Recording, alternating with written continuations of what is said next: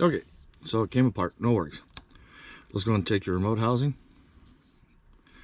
Make sure your back is laid down. Go ahead and grab your circuit board, battery in there. Take your rubber pad, and you'll look, there's 2 indentations. Those 2 indentations need to line up there. And once you do that, set it on there. She'll sit down flush. Go ahead and install that piece right there, because that's where it needs to be. Now that you got that part done, let's slide that out of the way.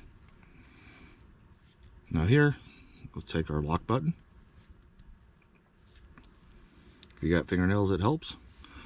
Go ahead and drop it in on the top, and you'll notice it sits in there. Next one's going to be your unlock button.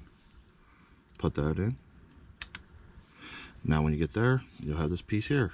See how it says hold? You'll want to put that in. And when it goes in, it's going to go right there in between those two.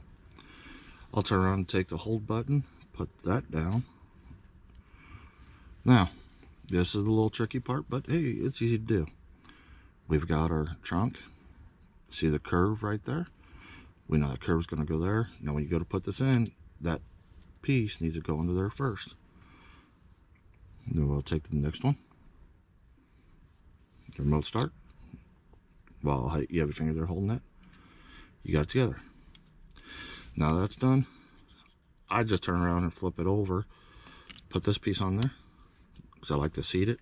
That way I can hold it. Check my buttons. They work. Now I'll put the 2 halves back together. Put the emergency key blade back in. There you go, you've done it. Hey, thanks again for watching.